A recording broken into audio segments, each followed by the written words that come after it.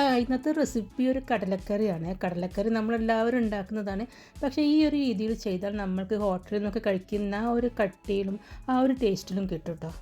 അപ്പോൾ ഇതാ തലേ ദിവസം രാത്രി വെള്ളത്തിൽ കുതിർത്തി വെച്ച 1 കപ്പ് കടലാണ്. ഇതിലേക്ക് ഒരു മീഡിയം സൈസ് സവാളയും 2 പച്ചമുളക്, പിന്നെ ഒരു 1/4 ടീസ്പൂൺ മഞ്ഞൾപ്പൊടി, കുറച്ചൊരു ഉപ്പ്, പിന്നെ ഇതിലേക്ക് വേണ്ട വെള്ളം ഒഴിച്ചിട്ട് ഒന്ന് വേവിച്ചെടുക്കണേ.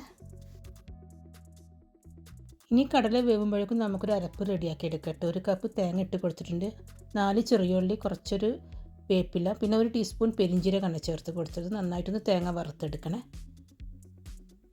ഇതിലേക്ക് കുറച്ചൊരു പൊടികൾ ചേർത്ത് കൊടുക്കട്ടെ. തീയൊന്ന് കുറച്ച് കൊടുക്കണേ.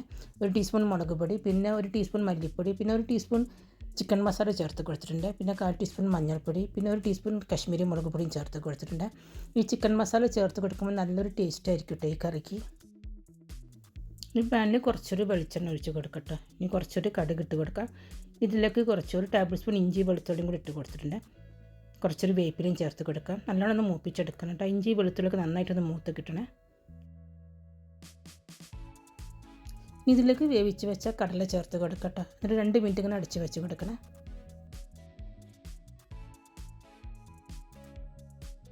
ഇനി ഇതിലേക്ക് നമ്മൾ അരപ്പ് ചേർത്ത് കൊടുക്കട്ടെ. ഇത് എളുപ്പമുണ്ട്. ഈ രീതിയിൽ ചെയ്യുമ്പോൾ വളരെ എളുപ്പമാണ്. കണ്ടിട്ട് നിങ്ങൾക്ക് കാണുമ്പോൾ തന്നെ അറിയാം, സാധാരണ നമ്മൾ ഉണ്ടാക്കുന്ന കടലക്കറിനെക്കാട്ടും വളരെ എളുപ്പമാണ് കേട്ടോ ഇത്. പക്ഷെ നല്ലൊരു ടേസ്റ്റാണ് കേട്ടോ. ആ ചിക്കൻ മസാല ചേർത്ത് കൊടുക്കുമ്പോൾ നല്ലൊരു ടേസ്റ്റാണ്. കുറച്ചൊരു ഉപ്പിൻ്റെ കുറവുണ്ടായിരുന്നു, ഞാനിപ്പോൾ ഉപ്പിട്ട് കൊടുത്തിട്ടുണ്ട്. അപ്പോൾ ഇതാ നല്ല കുറുകിയ ചാറോട് കൂടിയിട്ടുള്ളൊരു കടലക്കറി.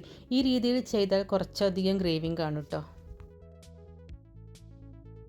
അപ്പോൾ അടുത്ത പ്രാവശ്യം നിങ്ങൾ കടലക്കറി ഉണ്ടാക്കുമ്പോൾ ഇതേ രീതിയിലൊന്ന് ഉണ്ടാക്കി നോക്കിക്കോളൂ കേട്ടോ. വീഡിയോ ഇഷ്ടമായ ഫ്രണ്ട്സിനൊക്കെ ഒന്ന് ഷെയർ ചെയ്ത് കൊടുക്കണേ. പിന്നെ ചാനൽ ആദ്യമായിട്ട് കാണുന്നവരൊക്കെ ആണെങ്കിൽ മറക്കാതെ ഒന്ന് സബ്സ്ക്രൈബ് ചെയ്തേക്കണേ. ബൈ.